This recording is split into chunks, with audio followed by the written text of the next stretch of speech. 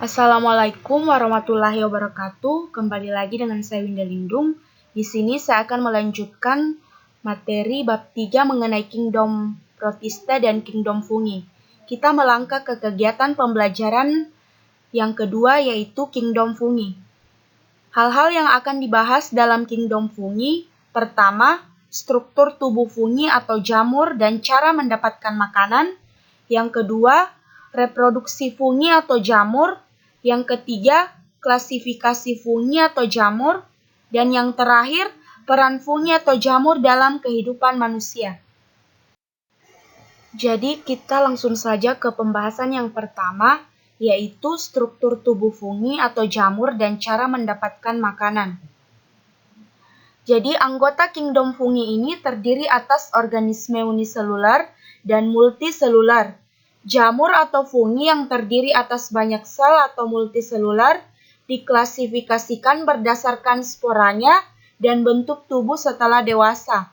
Spora jamur ini mempunyai sifat dapat membentuk filamen multiselular yang biasa disebut dengan hifa. Jadi, spora jamur ini mempunyai sifat yang dapat membentuk filamen yang disebut dengan hifa atau hifae. Jadi, kata hifa di sini merupakan benang-benang halus. Seperti gambar berikut ini, di sini terdapat hifa septa, ada sitoplasma, ada septa nukleus, dinding sel, hifa senositik, dan di sini yang dikatakan atau yang dimaksud dengan sitoplasma itu adalah cairan di dalam sel yang mengelilingi nukleus dan menjadi tempat untuk organel sel menjalankan fungsinya. Jadi fungsi dari sitoplasma ini sebagai tempat penyimpanan bahan kimia sel yang penting bagi metabolisme sel seperti enzim. Sedangkan nukleus di sini atau biasa juga disebut dengan inti sel itu fungsinya dapat mengontrol pertumbuhan dan pembelahan sel. Kemudian dinding sel fungsinya sebagai pelindung komponen dalam sel dan dapat juga memberi bentuk sel.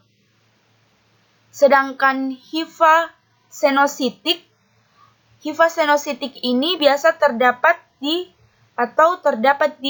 zygomycota. Jadi hifa senositik ini merupakan hifa yang mengandung banyak inti dan dia itu tidak mempunyai sekat melintang. Jadi itulah struktur tubuh fungi dan cara mendapatkan makanan.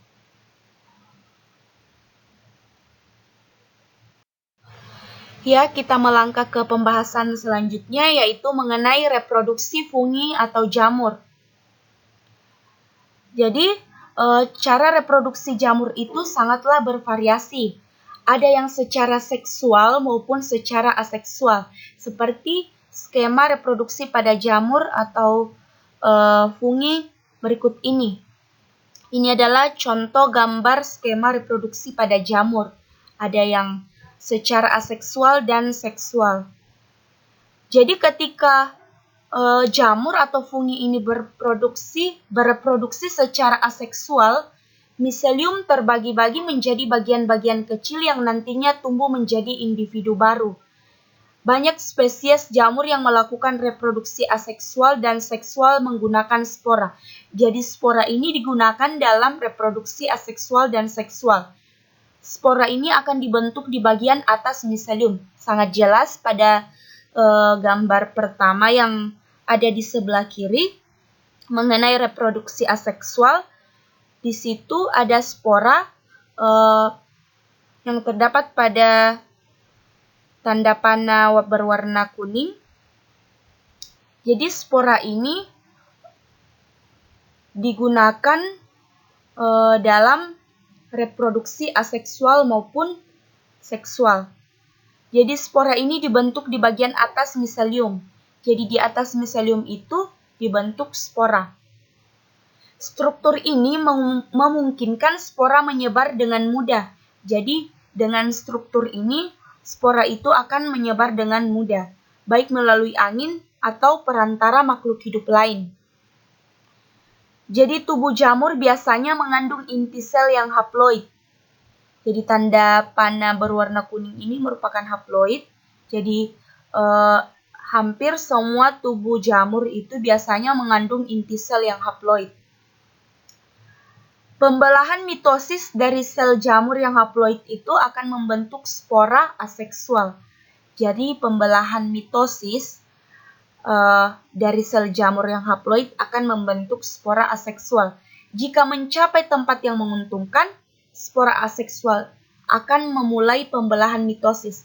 Jadi jika spora aseksual mencapai tempat yang menguntungkan, maka di situ dia akan melakukan atau memulai pembelahan mitosis.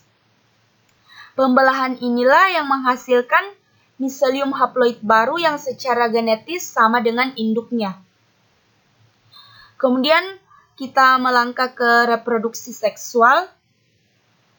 Jadi ada pembentukan spora seksual atau reproduksi seksual itu dimulai ketika dua inti haploid melakukan fusi dan menghasilkan sigot yang diploid. Jadi tanda panah berwarna kuning ini merupakan haploid. Jadi dua inti haploid melakukan fusi dan menghasilkan sigot yang diploid. Sigot ini kemudian melakukan pembelahan meiosis. Jadi sigot nantinya akan melakukan pembelahan meiosis dan akan membentuk spora seksual yang haploid. Jadi sigot nantinya akan melakukan pembelahan secara meiosis dan akan membentuk spora seksual yang haploid. Spora ini kemudian menyebar. Jadi sangat jelas di gambar. Di situ ada spora yang ada pada tanda panah berwarna kuning. Yang titik-titik merah itu merupakan contoh spora yang nantinya akan menyebar, berkecambah, dan membela secara meiosis membentuk miselium haploid yang baru. Jadi spora nantinya akan membentuk miselium haploid yang baru. Jadi itulah reproduksi fungi atau jamur secara aseksual dan seksual. Selanjutnya kita melangkah ke klasifikasi fungi atau jamur. Ada 3 klasifikasi fungi. Pertama, Zygomicota, yang kedua Ascomycota, dan yang ketiga Basidiomycota. Pertama, kita bahas mengenai Zygomicota. Jadi gambar berikut ini merupakan contoh dari gambar Zygomicota. Zygomicota merupakan struktur tubuh yang terdiri atas hifa dan sporanium. Jika hifanya menjadi tidak memiliki sekat atau juga biasa disebut dengan septa atau hifa senositik, maka menjadi ciri khas dari kelompok kelas ini. Jadi sudah dijelaskan mengenai Zygomicota pada struktur fungi atau jamur pada slide sebelumnya. Jadi di situ jika hifanya menjadi tidak memiliki sekat atau septa atau hifa senositik, maka menjadi ciri khas dari kelompok kelas ini. Kelompok kelas ini memiliki 3 jenis hifa, yaitu ada hifa yang menjalar di permukaan substrat yang biasa disebut dengan stolon, hifa yang menembus ke dalam substrat seperti akar disebut rhizoid, dan hifa yang menjulang ke atas dan membentuk sporanium itu biasa juga disebut dengan sporangiosfor. Jadi sporangium atau kotak spora akan menghasilkan sporangiospor atau spora. Seperti gambar berikut ini sangat jelas di situ ada sporangiospor. Ada hifa rhizoid, ada spora dan hifa stolon. Jadi jamur Zygomicota bisa menghasilkan spora, maka cara reproduksinya dapat dilakukan secara aseksual, yaitu apabila sporangium telah matang atau biasanya berwarna hitam. Jadi sporangium saat kita mengetahui bahwa apakah sporangium itu telah matang, itu biasanya dia berwarna hitam, maka dindingnya robek dan pecah yang menghasilkan banyak spora. Selanjutnya akan keluar dan menyebar dengan bantuan angin. Jadi jika jatuh di tempat yang cocok, maka akan tumbuh membentuk hifa baru. Jadi ciri khas dari jamur ini adalah reproduksi seksualnya itu membentuk spora khusus, yaitu ada yang dinamakan zygospora sehingga dimasukkan ke dalam kelas Zygomicota. Cara reproduksi dengan seksual yaitu secara konjugasi, dimulai dari ujung-ujung hifa yang berlainan jenis terdiri atas hifa jantan atau hifa plus dan hifa betina atau hifa negatif. Hifa jantan itu biasa juga disebut dengan hifa positif dan hifa betina itu atau hifa negatif. Kedua hifa tersebut bersifat haploid.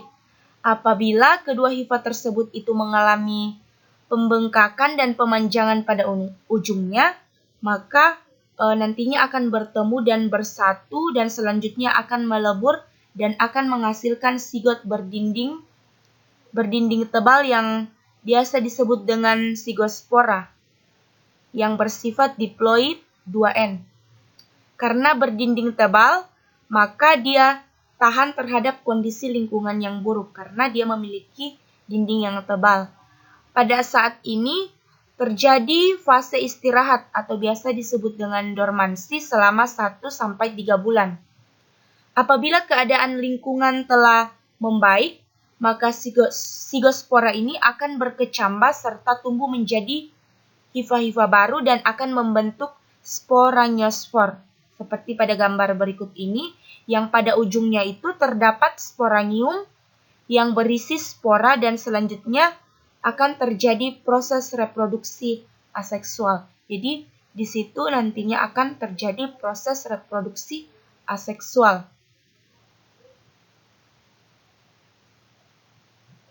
Selanjutnya yaitu ascomycota. Jadi berikut ini merupakan gambar dari ascomycota. Jamur ascomycota ini bersifat sebagai saprofit pada sampah, bahkan sebagai parasit pada tanaman. Ascomycota ini terdiri atas sekitar 30.000 spesies. Ascomycota ini disebut juga saifungi, jadi biasa juga disebut dengan saifungi. Diberi nama saifungi karena dia memproduksi spora dari bagian reproduksi seksual yang berbentuk seperti kantung atau sak. Beberapa ascomycota hidup di dasar hutan yang berhumus tebal dan membentuk struktur reproduktif berbentuk mangkuk yang indah. Jadi, siklus hidup ascomycota ini terjadi secara seksual maupun secara aseksual. Jadi dia bisa jadi siklus hidupnya itu bisa secara aseksual maupun secara aseksual. Seperti gambar berikut ini. Reproduksi aseksual itu dilakukan dengan membentuk ada yang disebut dengan konidia yang merupakan hasil pembelahan ujung hifa. Ujung hifa ini membentuk konidiospora yang akan menghasilkan konidia. Konidia ini mampu membela secara mitosis membentuk tunas baru. Jadi konidia ini nanti akan membela secara mitosis dan akan menghasilkan tunas yang baru. Perkembangan secara seksual terjadi dengan peleburan inti asgonium. Peleburan inilah yang menghasilkan hifa diploid dan ujung hifa akan membentuk tubuh buah atau biasa disebut dengan ascocarp. Jadi divisi ini terdiri atas banyak jamur berwarna-warni yang tumbuh pada makanan, merusak buah, tanaman ladang, dan tumbuhan lain. Jadi beberapa ascomycota menyekresikan enzim selulase dan protease yang dapat merusak kain katun dan kain wol terutama di tempat yang hangat dan lembab. Akan tetapi ascomycota ini juga membawa keuntungan, jadi bukan cuma membawa kerugian tetapi ascomycota ini juga memberikan keuntungan bagi tumbuhan melalui hubungan mutualisme atau saling menguntungkan dengan akar tanaman. Selanjutnya, kita melangkah ke Basidiomycota. Jadi ini adalah contoh dari klasifikasi mengenai Basidiomycota. Jadi divisi ini beranggotakan, jadi Basidiomycota ini dia beranggotakan sekitar 25.000 spesies. Jadi dia lebih kecil atau lebih sedikit daripada Ascomycota, karena Ascomycota tadi itu dia memiliki divisi yang beranggotakan sekitar 30.000 spesies. Jamur ini sedangkan Basidiomycota atau jamur Basidiomycota ini dia beranggotakan sekitar 25.000 spesies. Jadi jamur ini tuh mudah dikenal karena umumnya itu dia memiliki tubuh yang seperti payung. Jadi sangat jelas di gambar tersebut itu tubuh dari Basidiomycota ini memiliki bentuk seperti payung. Jamur ini tuh memiliki perkembangan paling tinggi di antara kelompok jamur lainnya, yaitu merupakan jamur yang makroskopis, dapat dilihat langsung, dan mempunyai ukuran yang besar. Jadi Basidiomycota ini dia memiliki ukuran jamur yang besar. Jadi bagian-bagian tubuh jamur pada Basidiomycota ini dia memiliki tudung.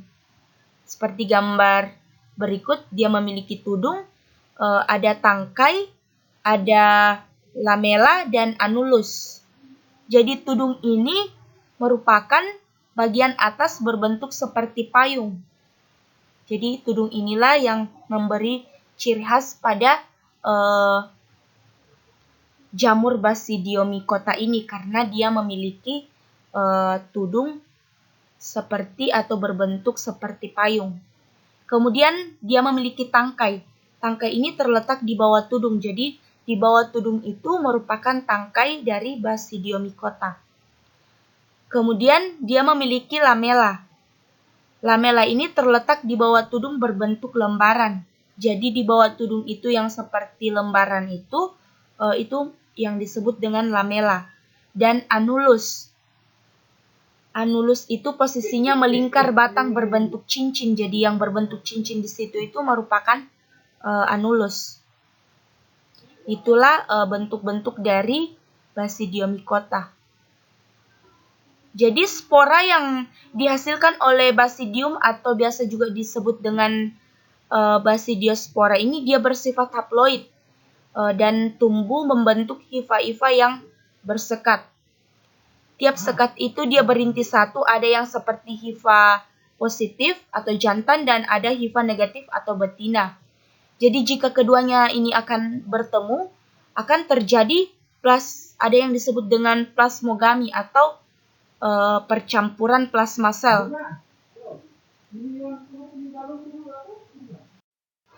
Jadi kita melangkah ke pembahasan yang terakhir mengenai peranan fungi atau jamur dalam kehidupan manusia. Jadi gambar berikut ini merupakan contoh dari manfaat atau keuntungan dari jamur dan ada juga yang merugikan bagi kehidupan manusia. Jadi pada manusia beberapa jamur dapat menyebabkan penyakit seperti jamur kaki, histoplasmosis atau penyakit pada paru-paru dan infeksi organ kelamin wanita. Seperti gambar berikut ini merupakan contoh dari jamur yang dapat menyebabkan penyakit pada organ kelamin wanita. Jamur juga menyebabkan penyakit pada tanaman ladang. Jadi bukan hanya merugikan atau menyebabkan penyakit pada manusia, tetapi juga merugikan atau dapat menyebabkan penyakit pada tanaman, seperti tanaman ladang. Kemudian ada juga yang menguntungkan. Jamur atau fungi ini ada juga yang menguntungkan bagi kehidupan manusia. Jadi dapat memberikan jamur dapat menghasilkan antibiotik. Jamur juga berperan dalam memberikan nutrisi bagi manusia, Selain jamur yang dapat langsung dimakan seperti jamur merang, jamur kuping, dan lain sebagainya, jamur juga biasa digunakan untuk membuat tempe, tape, ataupun roti. Seperti gambar berikut ini adalah contoh dari pembuatan tempe yang berasal atau terbuat dari bahannya itu terbuat dari jamur, berasal dari jamur. Jadi jamur itu juga menguntungkan bagi kehidupan manusia, seperti dalam pembuatan tempe. Itulah peranan fungi atau jamur dalam kehidupan manusia.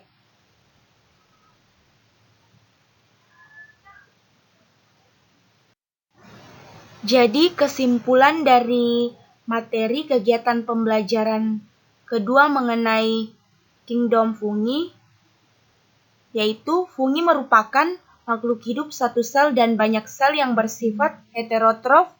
Jamur juga mendapatkan makanan dengan mengeluarkan enzim untuk mengurai makanan menjadi zat-zat sederhana sehingga dapat diserap jamur. Berdasarkan septa dan cara reproduksinya, kingdom fungi ini dibedakan menjadi Zygomicota, Ascomycota, dan Basidiomycota. Anggota kingdom fungi terdiri atas organisme uniseluler dan multiseluler. Jamur atau fungi yang terdiri atas banyak sel atau multiseluler diklasifikasikan berdasarkan sporanya dan bentuk tubuh setelah dewasa. Jamur yang bersel banyak atau multiseluler tersusun atas benang-benang yang disebut dengan hifa. Hifa itu ada yang bersekat atau bersepta dan tidak bersepta. Jamur atau fungi ada yang hidup sebagai saprofit, parasit, dan ada pula bersimbiosis. Jamur berkembang biak secara seksual dan aseksual. Ya, kita melangkah ke latihan soal.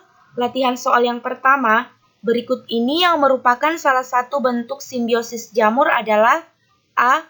Ascomycotina, B. Zygomycotina, C. Basidiomycotina, D. Mycorrhiza, E. Mycelium. Jadi jawaban yang paling tepat dari soal di atas adalah bagian D, Mycorrhiza. Jadi Mycorrhiza merupakan bentuk simbiosis antara jamur dengan tumbuhan, khususnya pada sistem perakaran. Soal yang kedua, di bawah ini bukanlah contoh dari perkembangbiakan jamur secara aseksual ialah, jadi dari soal di atas kita cari yang tidak termasuk dari perkembangbiakan jamur secara aseksual. A. Fragmentasi, B. Pertunasan, C. Pembentukan spora, D. Peleburan sel, E. Pembentukan konida. Jadi jawaban yang paling tepat dari soal di atas adalah bagian A, fragmentasi. Pertunasan terjadi pada jamur bersel satu yaitu Saccharomyces cerevisiae. Pembentukan konidia terjadi pada jamur Ascomycota, Basidiomycota, dan Deuteromycota. Adapun pembentukan spora terjadi pada jamur Zygomicota. Jadi kita melangkah ke latihan soal nomor 3.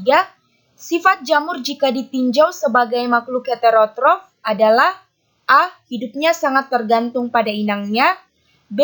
Hidup di wilayah yang memiliki kelembapan, C. Mampu memproduksi makanan sendiri, D.